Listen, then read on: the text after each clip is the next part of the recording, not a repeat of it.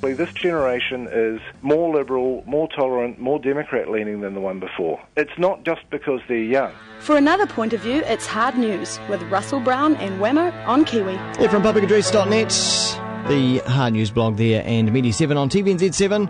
Hello to you, Russell. Good morning. Let's talk about a conference that you blogged about the other day, a Family First conference that's coming up. Yes, which Judy Bailey's going to be at. I don't know, I like Judy Bailey. I'm not sure I like some of the other people. Mother of the Nation and all? Yes. The star at Family First's 5th annual Focus on the Family conference in August is a guy called Eric Sigman, which won't mean much to people, but he is the man behind the Daily Mail's infamous using Facebook could raise your risk of cancer story. Now, but was he misquoted in that? Oh, not really. Okay. I mean, he says he was now. You know, he says the paper's been misrepresented by many news reports as claiming that social networking causes cancer or disease. He's saying that displacing face-to-face contact can procure physiological changes in the body. So he kind of is saying that.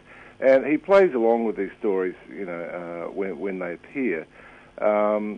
Although he doesn't quite have the credibility he used to since a guy called Ben Goldacre, who some of the listeners may be familiar with. He's a British doctor who's made it his mission to debunk bad science. Yeah. Ben Goldacre, in an amazing BBC Newsnight appearance, completely took this guy to the cleaners, basically, and then wrote a very good blog post explaining that this guy was basically cherry-picking all the evidence. And it turns out that Sigman actually has quite a long track record of this. Basically, he's a conservative Christian from America parading as a scientist. 3 years ago, the Daily Mail, which just loves him, reported him saying that watching television could trigger early puberty in girls, among right. other things. Yeah.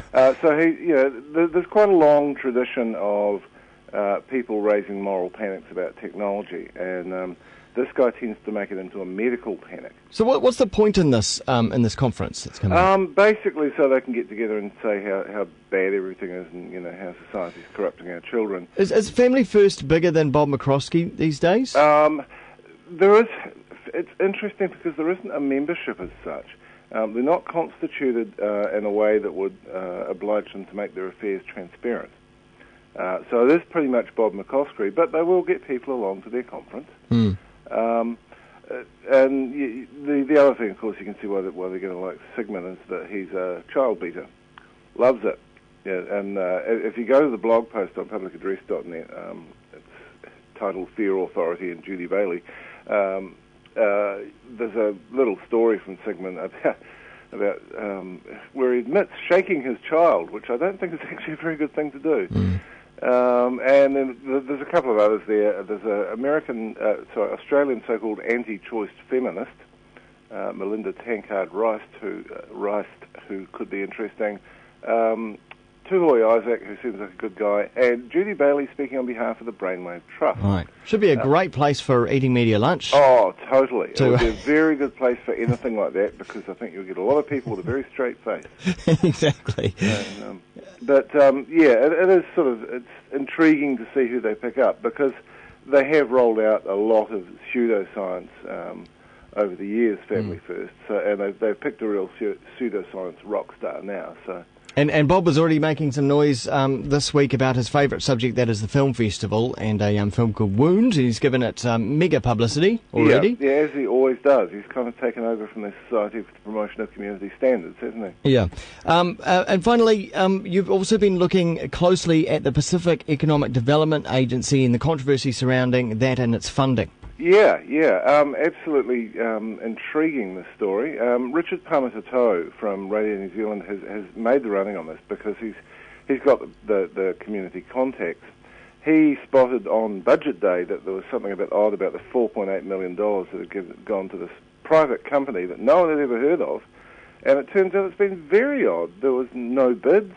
The ministry officials warned against granting the money to this company. And it now turns out that virtually none of the negotiation was done by Georgina Te, the Pacific Affairs Minister. It's all done by Bill English, who has been manifestly unclear about exactly what he was doing. And now he's saying that the money actually isn't earmarked for them? Which is absolute nonsense. It's a lie. It's in the budget that he signed. Yeah. For 4 years' worth of funding. But he's saying, like, it was allocated and they might get it, but it's now open for tender. No, that's like offering to, spending $10,000 on your ministerial credit card and offering to pay it back once you're busted, really. Yeah. It's not right. This, I've since learned, would have become a story sooner, but both English's and Georgina Te officers are stonewalling an Official Information Act request for all the details on how this grant came to be made, and Richard Pamatato got around that by basically being leaked something, and now there's a witch hunt over the leak, and it's not a good look. They really should stop digging because, I think things have happened here that are very unusual, and that Bill English in particular, I think, doesn't want to talk about. But it really, it gives the appearance of cronyism. Yeah. Well, for more on both those topics, head to publicaddress.net, the Hard News blog. Thanks, Russell. Righto. See ya.